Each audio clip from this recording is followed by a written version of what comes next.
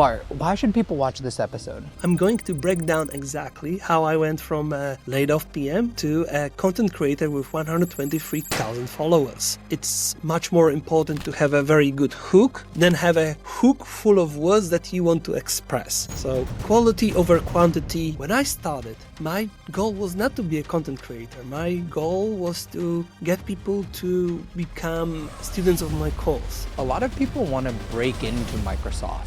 Talk to us about that job search and how that went. Went to the first round and I made a great impression. Let's live review a couple resumes. By 25% within the year is a great example, and I can see that the whole CV is written like that.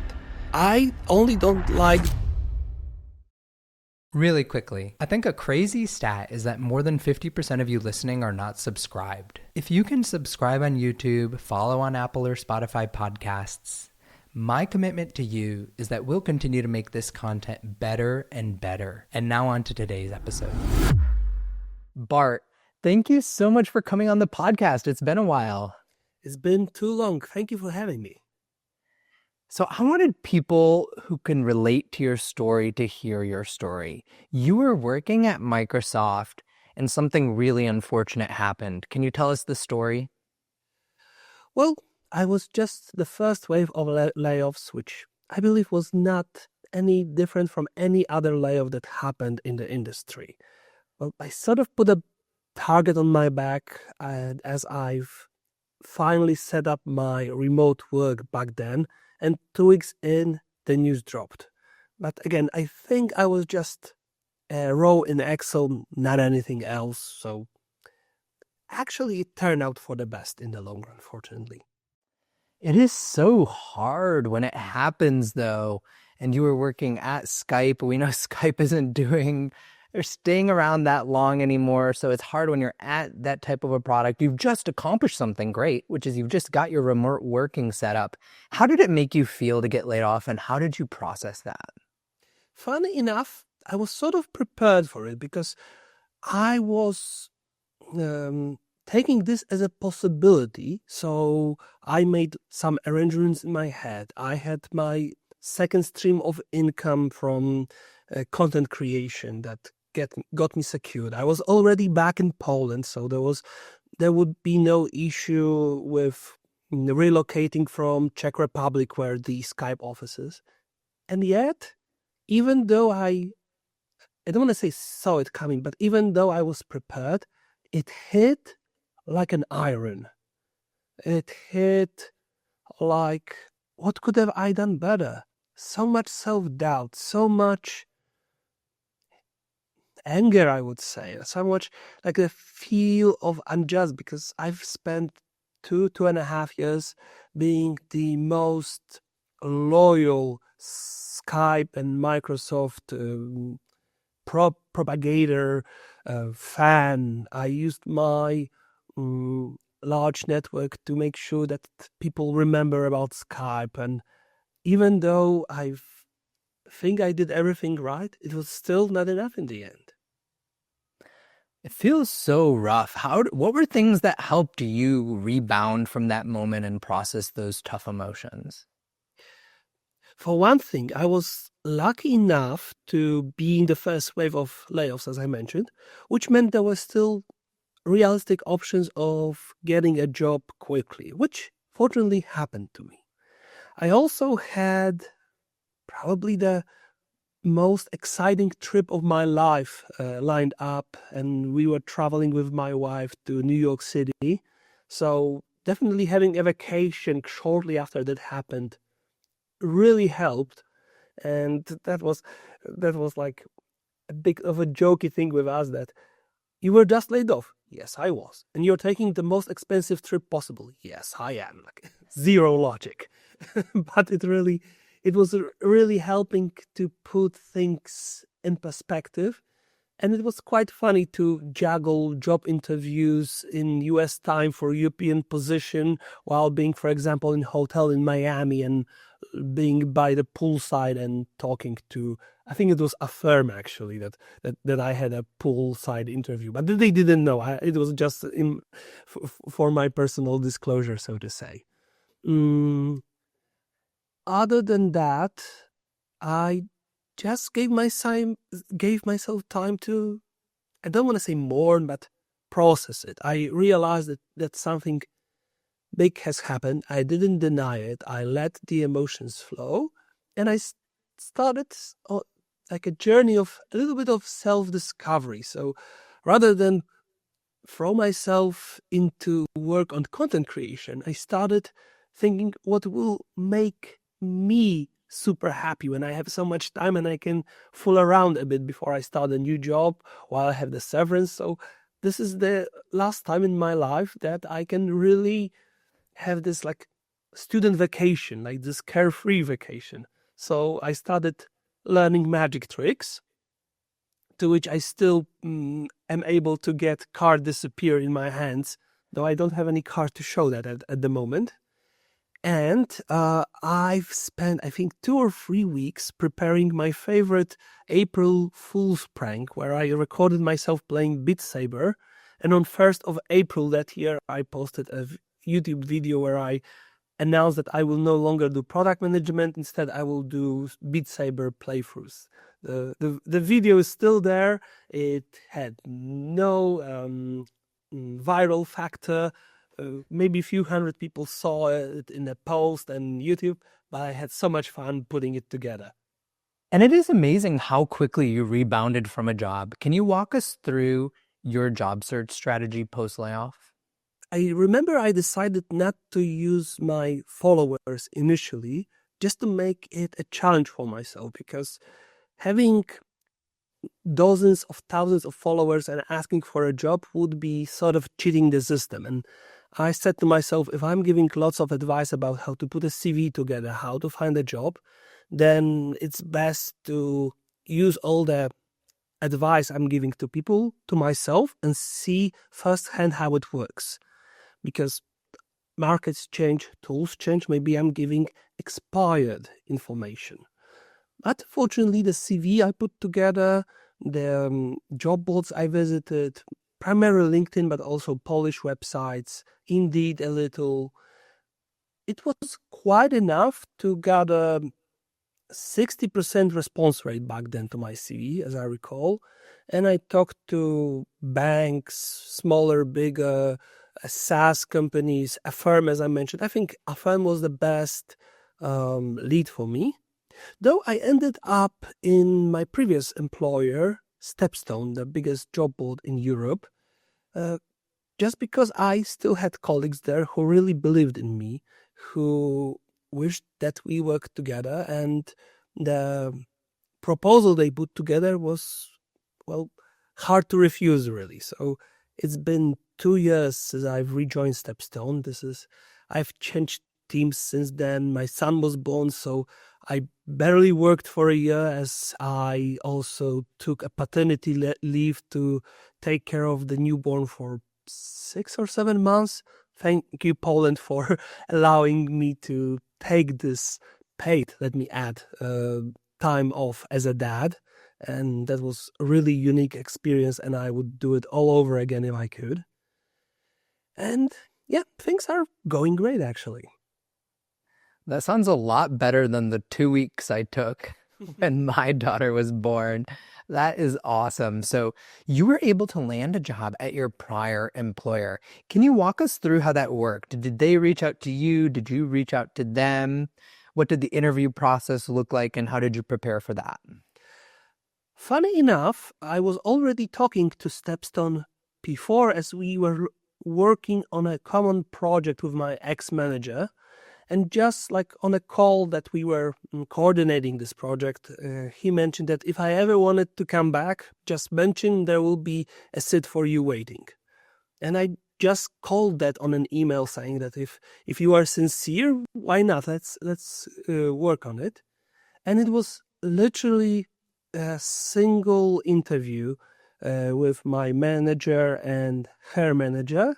And that was it. I didn't feel like I needed to prepare, because I feel like I'm quite strong with the common product management questions.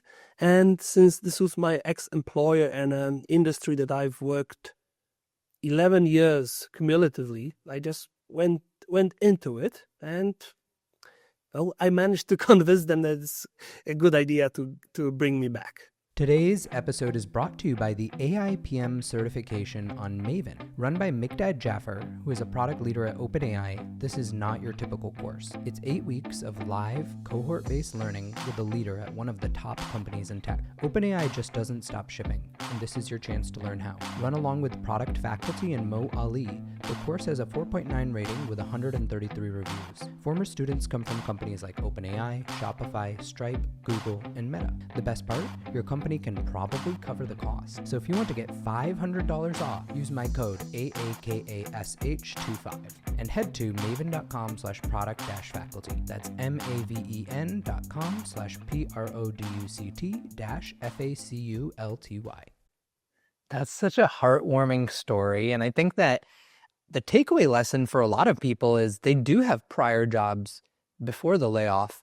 Reach out to those managers, those other employees who thought really positively of your work. I think that's a really concrete takeaway for folks. Yes, no bridge burning.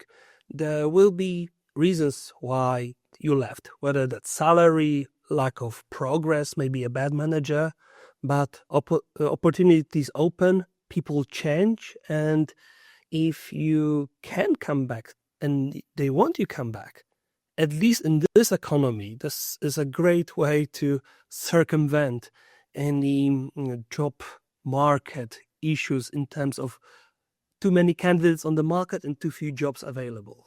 So I want to rewind because this was a layoff from Microsoft. A lot of people want to break into Microsoft. Talk to us about that job search and how that went. Oh, that was a different time, really. I didn't look for Microsoft. Microsoft found me. I was being approached on LinkedIn by a recruiter. They invited me to a job interview, and it was actually for Teams, not Skype back then. I went to the first round, and I made a great impression. However, they quickly told me that they actually filled the position because they had a backlog of candidates, and they didn't want to delay the process any longer, and they offered a position to another person, but there were openings on Skype and whether I'm open to that. And here is a great anecdote I can quickly share with you, because when I was recording my course, I had a video about product lifecycle, and I had a genuine comment there saying, who would like to work for a dying product? Skype. And I had to cut it off knowing that I'm being actually interviewed for that product. So that was like destiny making jokes out of what I said, and I need to really watch my language since then. Don't we all have a few moments like that? So you broke in through recruiter reaching out to you. If you were to reverse engineer why that recruiter probably reached out to you, what do you think it was? I think back then there was scarcity of experienced PMs that weren't working on the market, but it's just back to basics. Have a good LinkedIn profile, have your experience being expressed with your achievements that were achieved using certain skills and ended up with numerical result that you can show. And for me specifically, I am quite visible on LinkedIn for any product people who go there, just like you and several of our content creation colleagues. So we would pop up on those searches quite high, I would be on like top results, I would believe. So using the tool properly, doing a good job at presenting on how you work as a product manager, what are your successes, how you work with the team, how you approach findings, problems that need a solution in your product, all that might translate to a later recruiter approaching you. What I also did that I saw having good results is always when I leave a job, I'm asking for reviews. I have around 20 of them. And I saw recruiters directly referencing specific quotes from that, when I'm being approached for a job. That's a really good feedback for folks. I do not see many people with reviews, with optimized LinkedIn profiles, and you certainly get a lot of traffic. Are you willing to share how many profile views you get on LinkedIn so people can have a comparison? At the moment, it's 16,000 profile views in the last 7 days alone.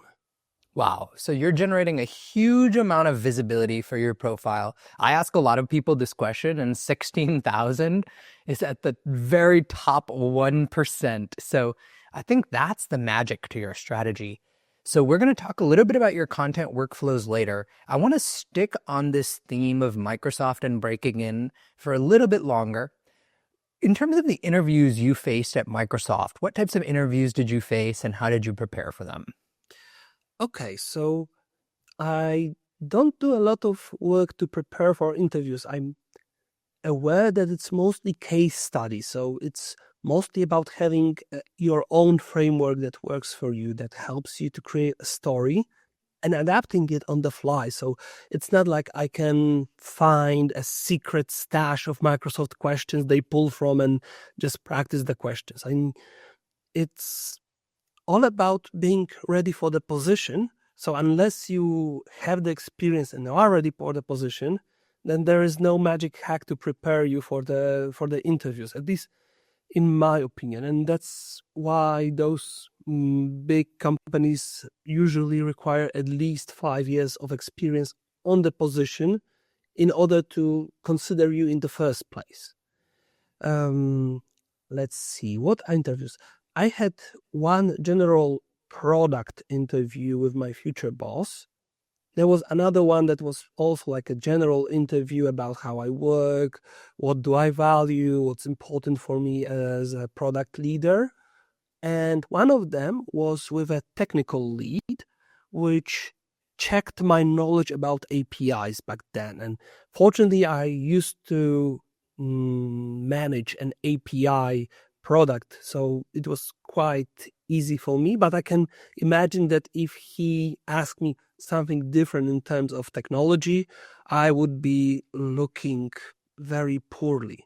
And that's this like weird factor in those job interviews, because in my 2.5 years in Skype, I never got to develop an API. I never had to prepare an architecture of API, and the knowledge that was tested on this interview was useless in terms of the actual position. So I could have been rejected based on the skills I didn't need, but this person wanted to check for some reason. Yeah, those technical interviews I've heard at Microsoft can get really tricky. So it seems like they might have helped you actually by choosing a topic that they thought you actually know something about and you were able to demonstrate your actual expertise there. So that's awesome. Perhaps you're right. Maybe it wasn't about the API itself. Maybe it was to check if I'm actually saying truth on my resume. This is something I do often when I'm interviewing students for one university I'm working for, and I often hear that someone has a hobby X, and then I'm asking about this hobby to see if it's an actual hobby or something this person just made up to impress me. And they do often make them up. They do. The funny thing recently was when someone said that he's a fan of robotics, and I asked him what does he think about the Optimus robot, and he's like, Optimus Prime? Transformers? I don't know about Tesla. He never heard about the Tesla robot when I followed up. So yeah, that's okay. He was more about building robots than actually building knowledge about the industry. But still, it tells you something when you interview this candidate. Anything you put on your resume, expect people to ask questions. Exactly. So we talked about breaking into Microsoft. If you had to summarize to someone who really wanted to break in, like this is the roadmap to break into Microsoft, what would it be? Patience, because you really need those 4 or 5 years of experience. And going back to the basics of at least product position, to make sure that in the company you are right now, you are being data-driven, you are using Agile correctly, you are into new tech in the sense that you are interested in AI, that's the hot word, but something that the companies are looking for. If you are doing the actual product manager job and you have skills that translated into successful projects, then you are on the right track. It's only when you are, for example, a technical product manager or a PM in a startup that does half of the job, but also does project management and lots of other stuff, is when your resume doesn't look the part. Another hack that you can try is to simply go to Microsoft's career page, find the job you would like to apply for, even if you don't have the years of experience needed, and see how many requirements do you check. If you are missing specific bullet points there, it's the final call to try to acquire them. Maybe in your current company, maybe change companies where they do Agile differently, or where you have a better B2C or B2B experience available, depending on what you're looking for. But truth is that maybe not only, but the skills that you acquire while working outside Microsoft are the key to going there. Awesome. So let's live review a couple resumes, because you emphasize the importance of resumes here. Mm-hmm. Let's see if these resumes would work. Talk to us about this resume here from Luna Thomas, which I Googled PM resume example. This is the #1 result on Google. So this is what people are seeing. Well, on a first glance, it looks by the book, everything you would like to see on such a CV. It's short. It has relevant experience, even 3 positions. Good companies, Salesforce, Stripe, and not sure what Play is. I'm not sure about the right column with achievements, skills, and certification. Looks like it's eating up space that you could better represent yourself as a PM, and instead you are relegated to the left column where everything needs to be really squished. On the other hand, being very brief with your communication and direct to the point might be an advantage, because it's clear as day that Luna is going through the Google's framework of writing CVs, where you tell what you did, what was the effect of it, and what metrics represent this success. So let the development and launch of a new financial data integration platform increasing market penetration by 25% within the year is a great example, and I can see that the whole CV is written like that. I only don't like the summary, as it's very, very generic and simple. I always think that the summary is your hook, is something that will allow you to stand out, to show your storytelling skills. And if you just go on with a generic corporate bubble, it's again space lost. Overall, this is 7, 8 out of 10 for me. Talk to us about the summary. Maybe read out the summary parts that you don't like and how you would rewrite them. Mm-hmm. With over 5 years of experience in product management, I have a proven track record of driving product strategy and innovation. My expertise is in cross-functional teams to deliver impactful. It's hard to rewrite it on the fly, because I would prefer it to be highly personal. Like, I can easily show you that I am a product manager that did everything a PM does, and I have successes to back it up. What it doesn't show you is that this is my actual passion. It doesn't show you the hours I spend on product management books and live events. It doesn't show you how I care for my team and only with their support could I write this awesome CV. And I believe I have the skills and dedication to transfer those successes to my next employer, and hopefully that will be you. That's a little bit pushing it too far, but that's just an example that I would suggest Luna put there, provided there was her original spin and her character and soul in it. This is a data sheet, really. And summary is the place where you can have some level of your own character, of making yourself that interesting person that perhaps is worth to pick up the phone for and invite for an interview and see who you are.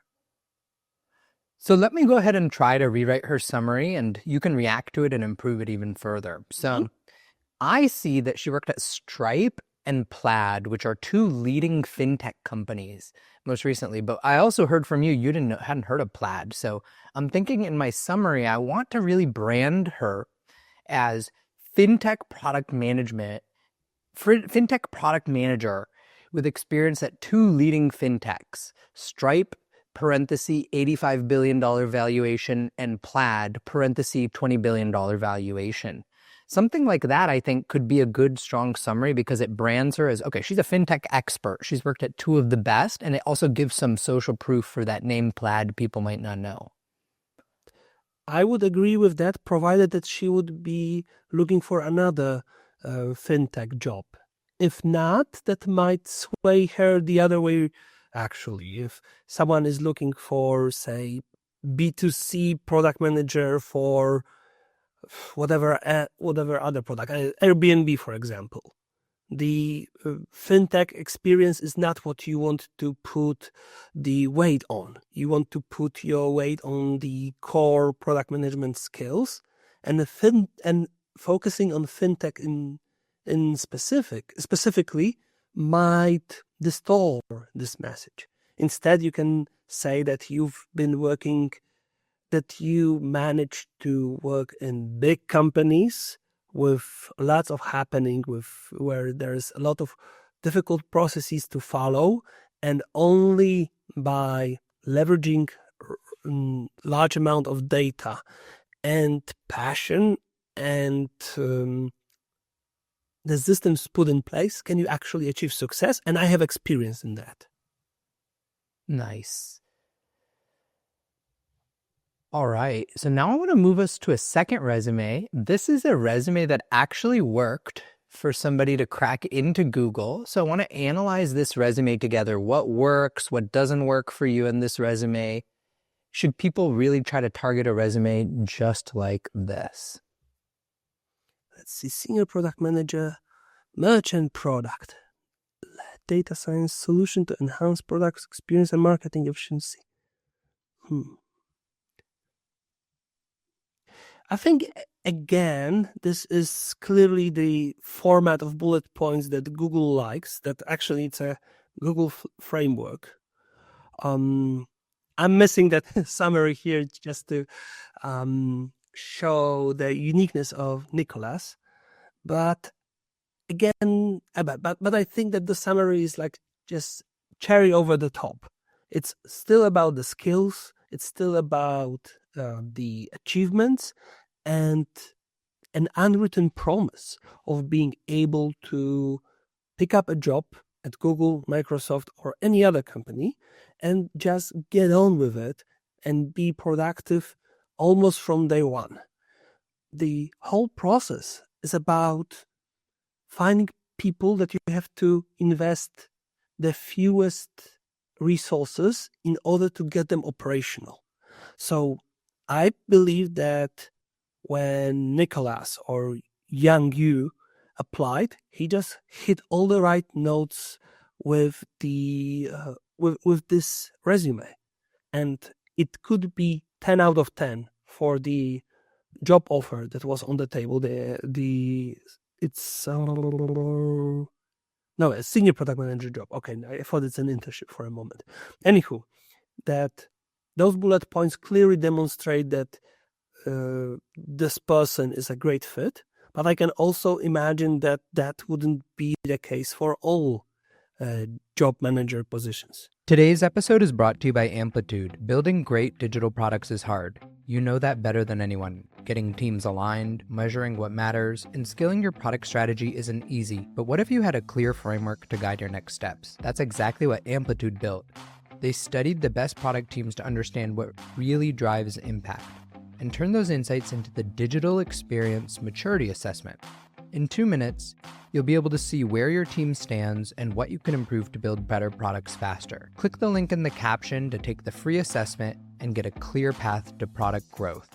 What I'm trying to say is, and that's the most ignored advice about resumes on earth, is to build a bespoke resume for every position you apply for, or at least make it so it's very easy to notice that you meet all the expected job requirements. Because if you use a generic one that you can be very proud of and that shows you are a great product manager, it doesn't matter if it doesn't provide the recruiter the evidence that you are the right candidate for a specific job ad. Amazing. So that wraps up how to break into these great companies, these famed companies like Microsoft. Now I want to look inside, peer behind the curtains a little bit.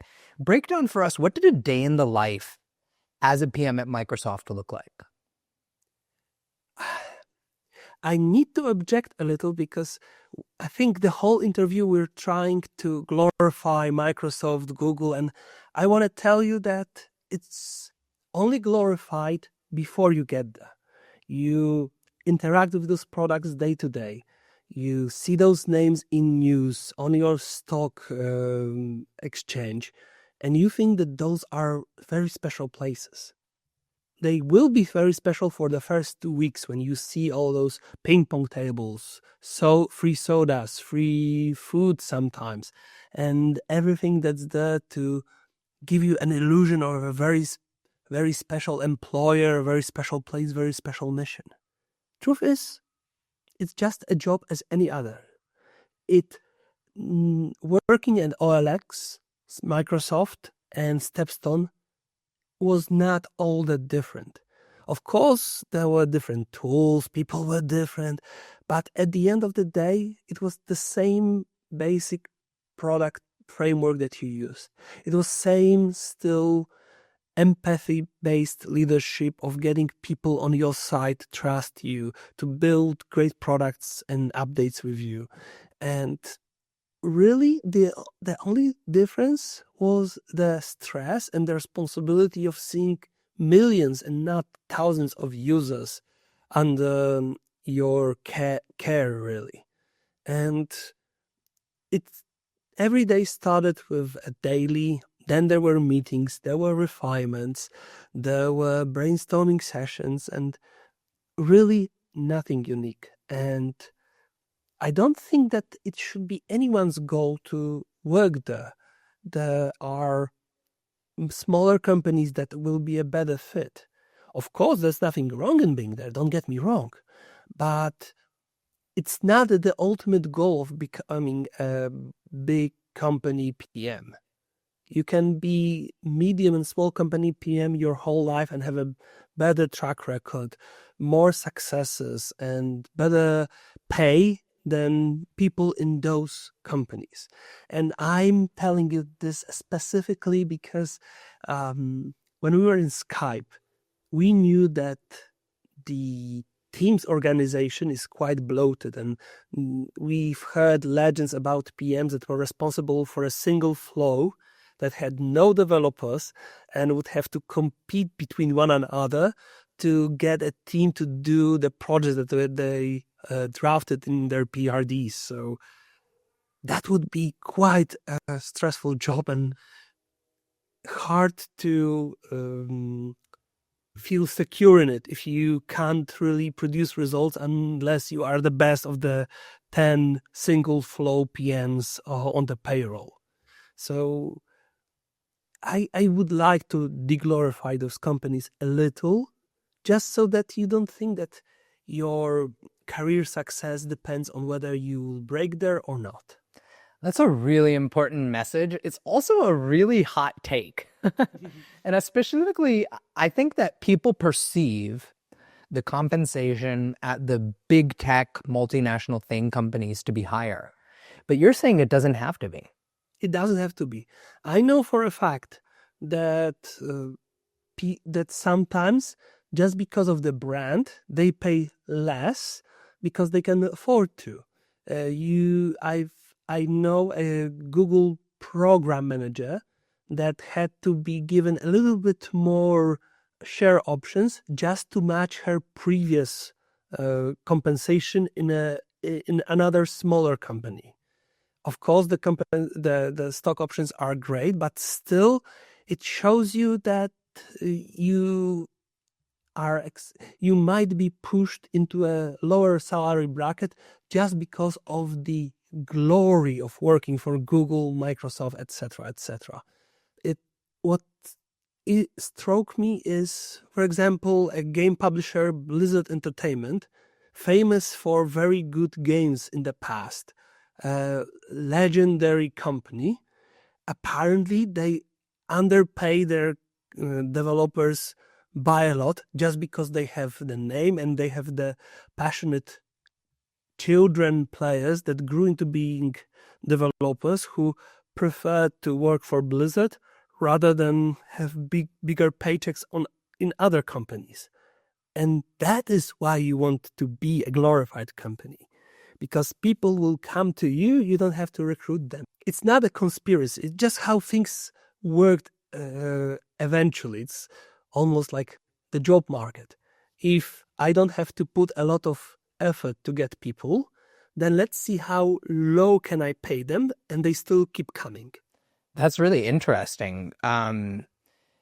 Pay doesn't have to be higher at those big companies, and life may not be better. If you could kind of give us just like a prototypical day breakdown, when did you start? How many meetings did you have? When did you end? Are you working harder at Microsoft? Are you in more meetings at Microsoft? Want to get more texture on that day. Mm-hmm. It was different throughout the 2 years because when I started, it was literally 80% of time were meetings, because I remember a meeting with my fellow PMs and our boss where we were told to count the meetings we have that are repeating on schedule and the ad hoc ones, plus like some one-on-ones. And it turned out that we actually have maybe 3 or 4 hours of writing or researching per week, provided we work the regular 9 to 5 timetable. Of course, there were times where you would have to break to do something at the city. Sometimes you would stay late just to write something. I would say that on average, that would be a 8.5, 9 hour work day throughout the week. But that would mean that I sometimes stayed late or started earlier just to make sure that this Jira ticket is written properly before the refinement. At some point, however, we identified that we don't have time to work and we are just sitting in meetings, and we started to do a cleaning project, and some of the meetings were canceled, some of them were made bi-weekly, so that we generated around like 10 hours of actual working time. We did have always, the lunch was sacred, so there was no problem in getting to get something to eat at 12.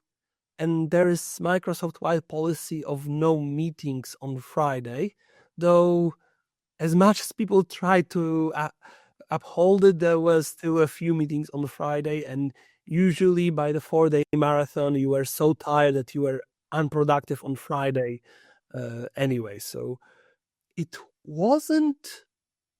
I think everyone was like, "I'm barely working on Friday, but I can't speak up." But we all see it, that we are barely existing by the end of the week, and we have to cool down before the weekend. So it's getting slower on Friday.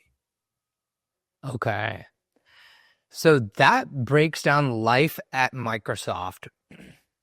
We want to trace your journey from laid off to 125,000 followers on LinkedIn. Mm. As we said, some of the craziest numbers on LinkedIn. You're pulling in millions of impressions a month, millions a week sometimes. So I want to pull up this presentation you had, and I want you to walk us through this, and we're going to kind of talk through this together. So where do people start? Well, I think the everyone wants to be I don't want to say star, but have a meaningful presence in social media. Because if you're writing to no one's reaction, then you just drop it in a while. And the problem is that it's super hard to get organic traffic initially. So what I did, but it was just before or during early days of Microsoft, I would like to compare myself to like a door-to-door salesman who would look for people who might be interested in my content and invite them to see my posts, see my course, and did that for a few months until something kicked off and I started getting organic traffic because the tailored connections I made gave me enough attention for the algorithm to pick up. So I think that unless you are already popular from other social networks or TV or whatever, you will have to do this basic work initially before you can function as an actual content creator. And you have to first sell yourself before people will want to read you. I think that's a really important insight. Be the door-to-door salesman at first. Send the connection requests, DM people your content.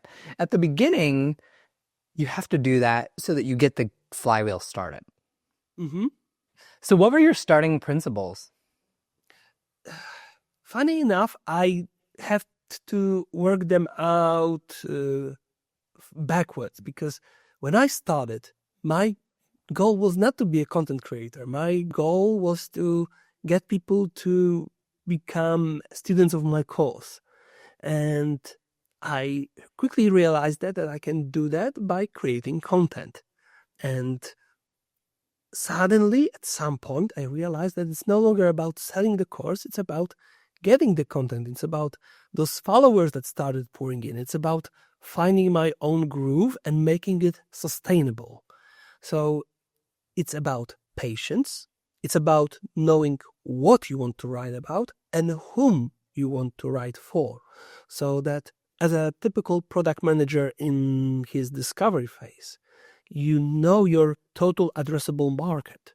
And for us, it's for a fact that there's millions of potential followers for product management content. And there's one person, I can't remember his name. He's from India, but he has 2.5 million followers at this stage, though he does product management and he does being an effective job seeker. So those are two niches, but realistically, million, hundreds of thousands of users is a good goal for us, PM content creators, which makes it worthwhile, right? But if you have a smaller niche, then the question remains if you're okay with that smaller niche. How small is this niche? Are you able to get to those people? Will the people find your content? It's all about that discovery at this stage. And to know that, you probably need to start with people who already create content similar to what you want to create and see what they do that works and how many followers do they have, which you can realistically pull off from.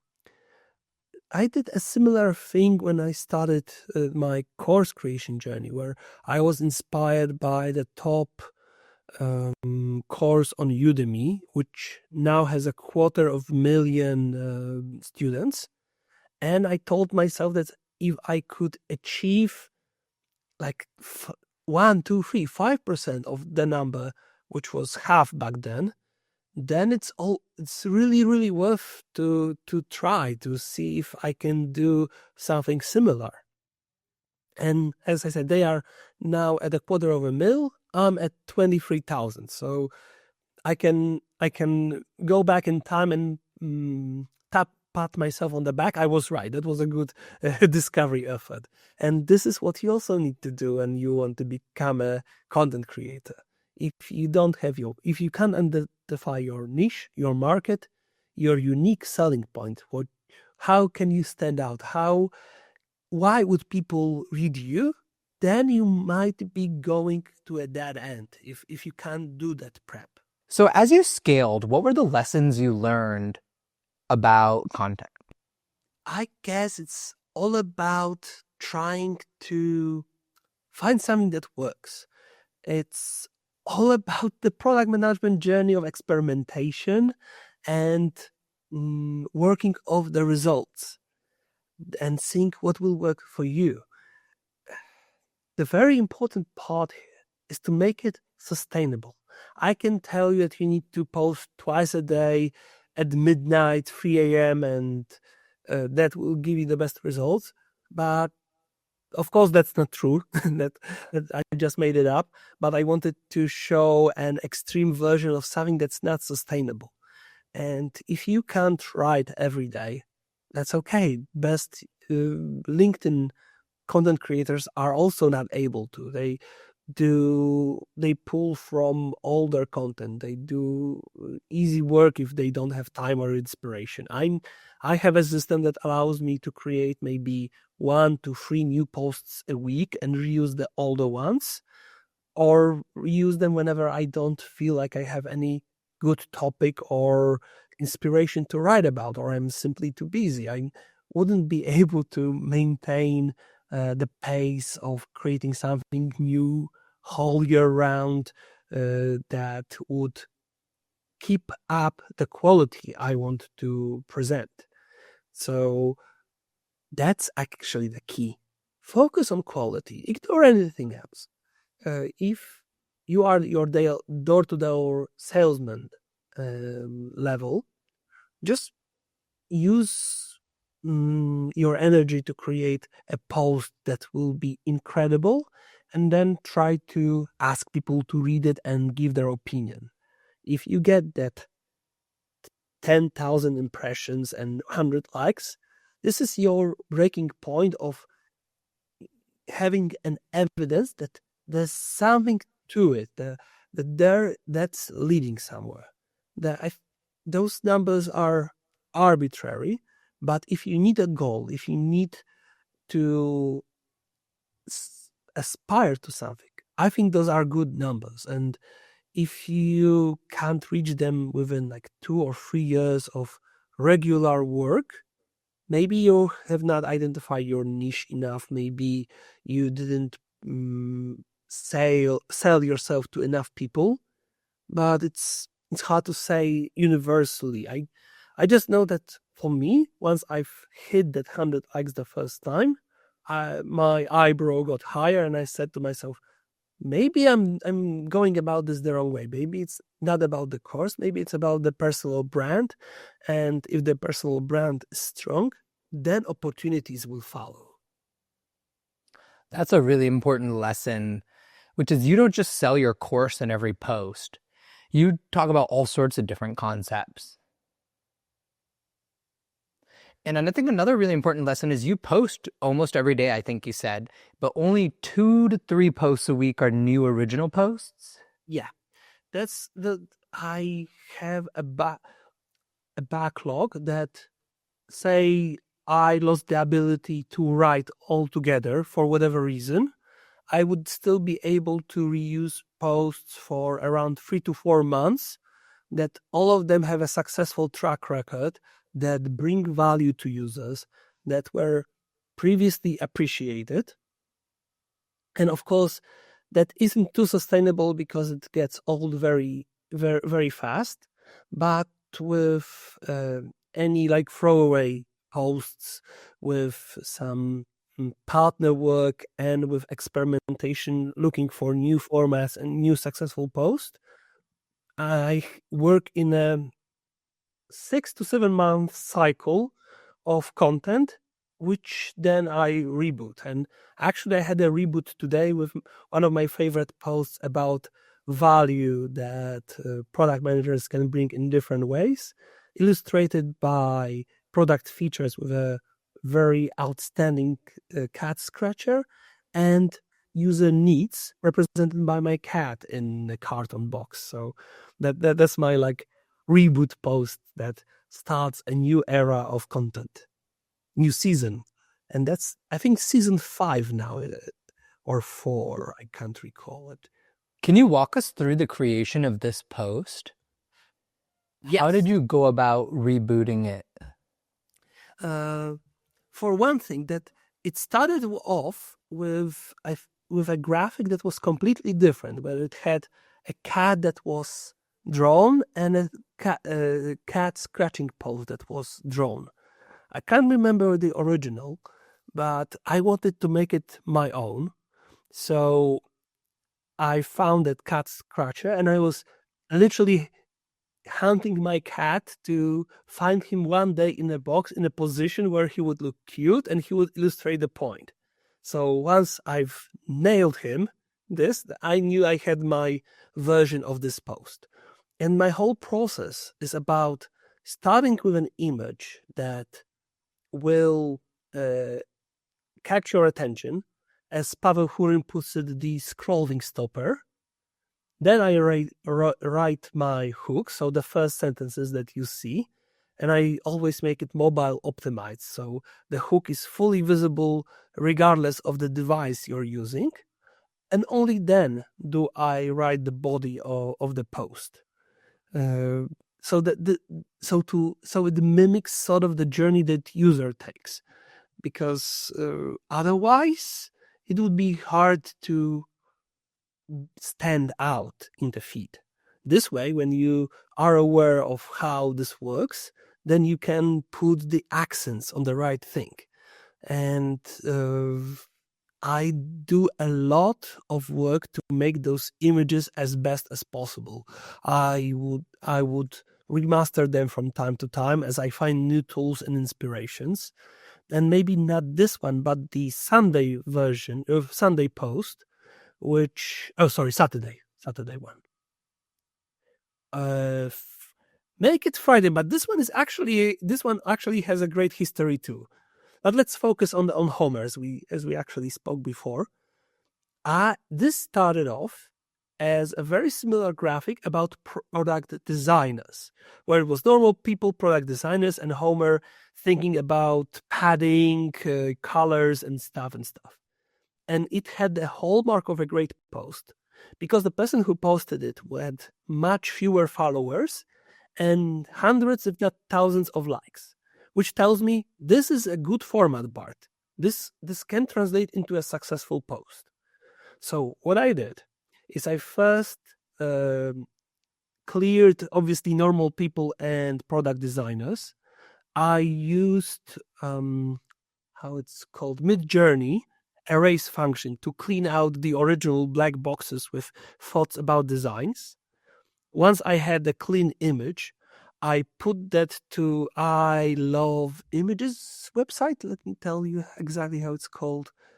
iloveemg.com, which have a free image upscaler, so I can make it really HD.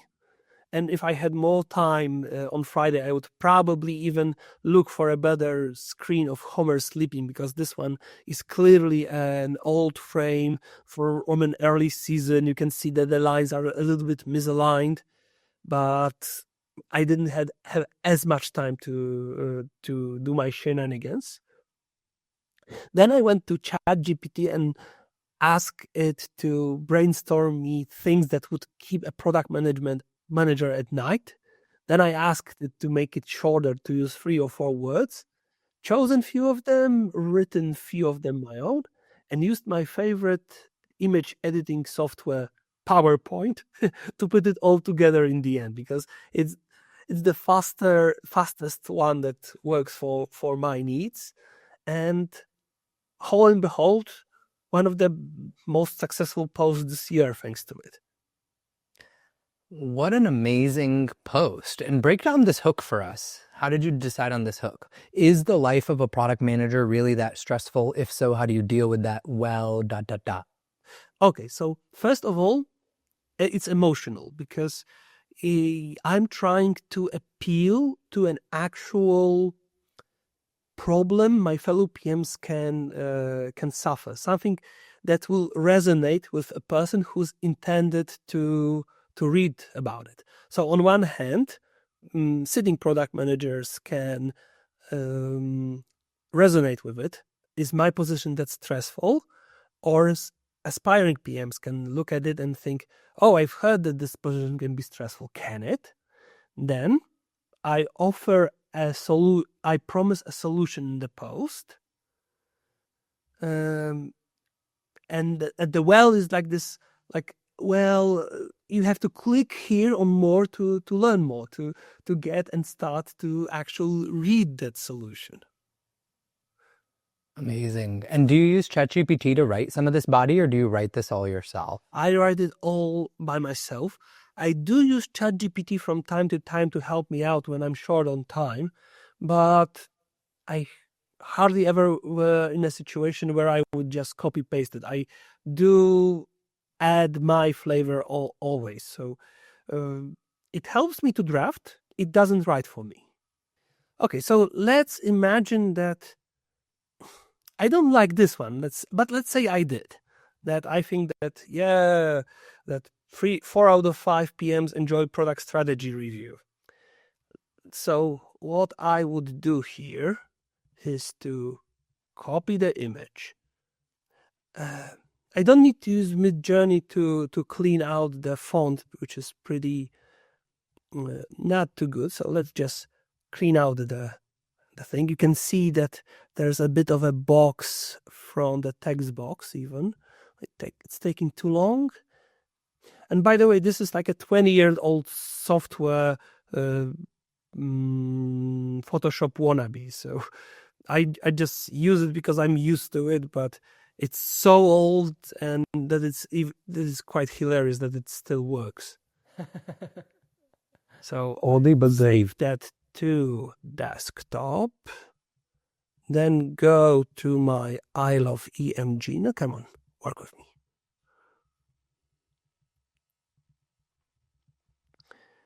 Get to my image free.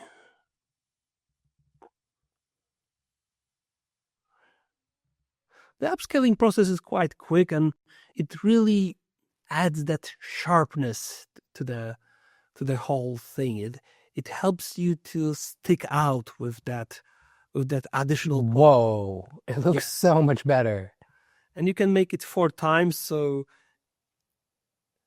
it's and this one is free. I don't know how they do it. I don't do it too often, so probably if I try to do 16 per day, they would ask me to log in and pay something. But if I do 1 or 2 every few days, then it's okay. So upscale, download. Once it's on the hard drive, I just open it, go back to my favorite editing tool, new slide, put the image here. There we go. I also have a vertical one prepared on another file, but this one is clearly horizontal, so I stretch it like this. So I still have a little bit of space to add a little plugin that's just ready to be copy pasted or not. Come on, why not? Okay, now it worked. So you pasted in kind of your call to action. Mm-hmm. And obviously I have to recreate the joke in a way that's much better, has better readability and a little bit of more quality, I would say. So 4 out. Why did it lose the font? 4 out of 5 PMs enjoy, let's say, roadmap review.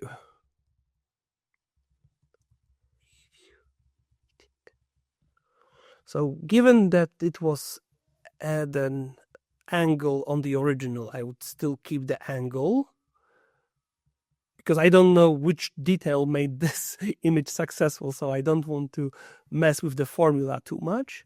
Just make it fit, maybe center it.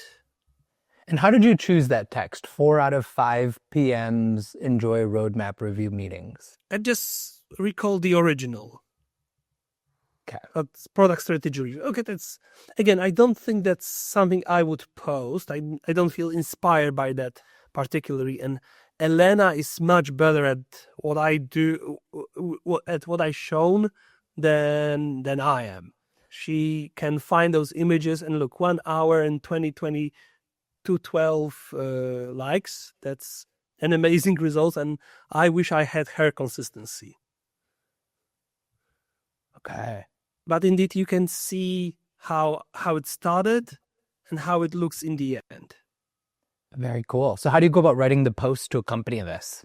I always do my best to share advice that's non-generic, that comes from my experience, to make it unique. If I would just use cliches, that would kill my unique value proposition.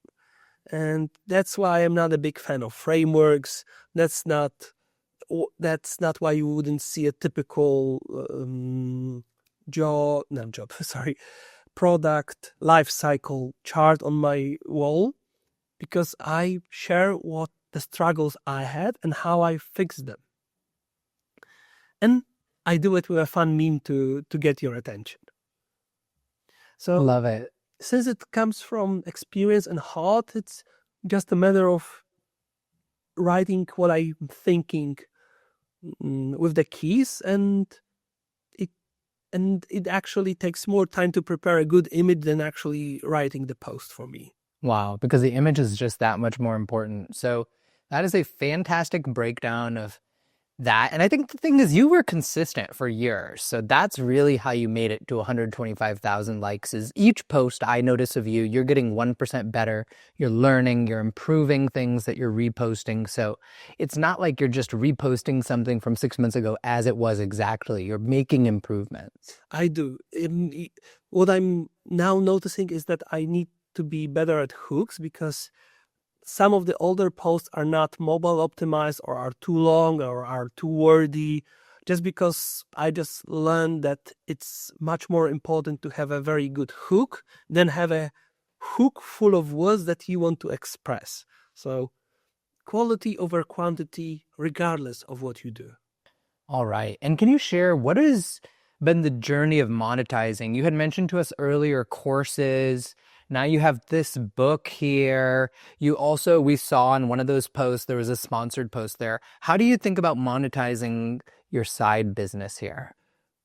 You are bringing up an excellent point that's important for content creators. Creating content for creation's sake is a way to get you super tired with no results. The monetization strategy is pretty important, because even though you can enjoy your writing, I do, you can love your memes, I love them, it's still work. It's still time that you take off from the family, from your own hobbies, from being up to date with Severance, and I'm only on episode 3 of season 1. You should be able to show something for it. And for me, I did it wrong, because I started with monetization with the courses.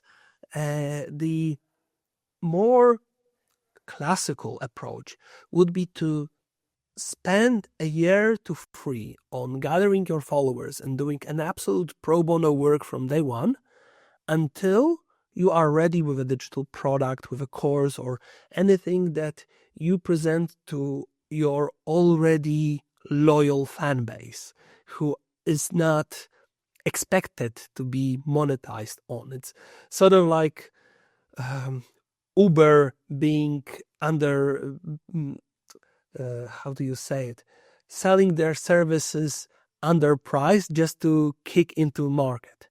But for me, which I think I also stand out in comparison to many content creators, is that I will reply to any small message on LinkedIn, regardless who sends it and what he or she says.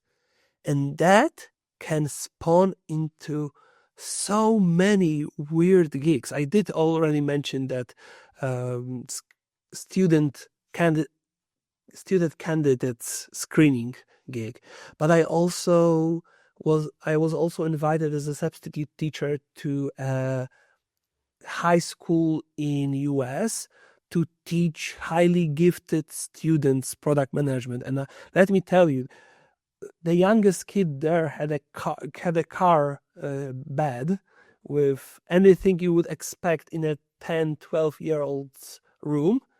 And he was so bright that there was no difference between teaching him and a 20-25-year-old product management. Those kids were amazing through the whole course, and I loved the time with them.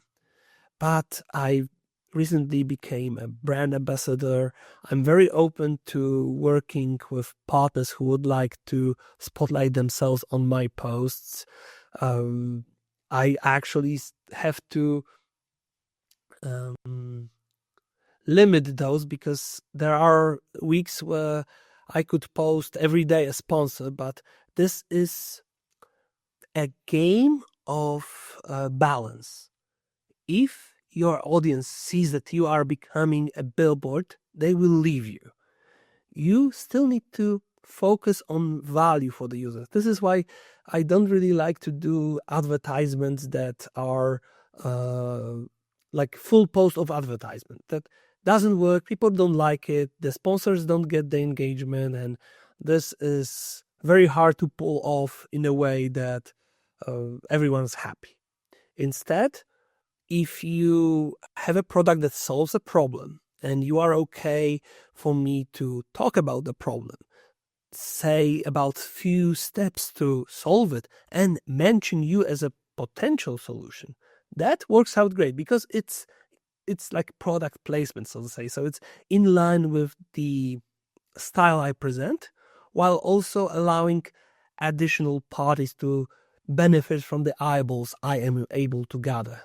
Though again, sponsored posts are always quite tricky, as many products are quite niche, which means that they don't solve the problems that resonate with the general population. So it's always some risk from the companies that work with us, but at least I try to be honest about it and build the expectations when we get to work together on a post. But I'm pretty happy with how it turned so far.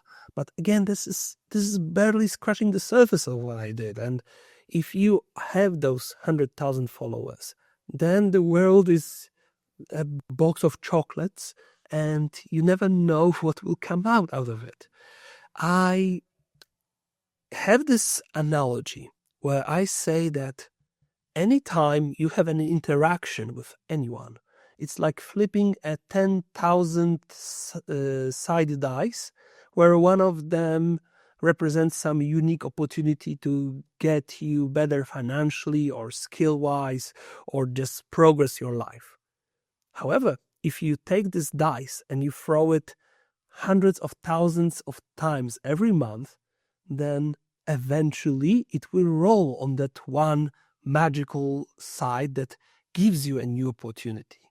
And this is the real value proposition for putting all that work to creating content, to basically rig your life lottery, because you can do it all without being content creator. It's just much less likely to happen if you are not able to roll that dice enough. What an amazing way to end. Bart, thank you so much for coming on the podcast. Thank you. It was awesome to be here. I really hope you guys enjoyed that episode. It would mean a ton to me and the team if you could please subscribe on YouTube, follow on Apple and Spotify podcasts, and leave a rating and review. Those ratings and reviews really help grow the show and help other people discover the show. And they help fund the production so that we can do bigger and better productions. Can't wait to share the next episode with you. Until then, see you later.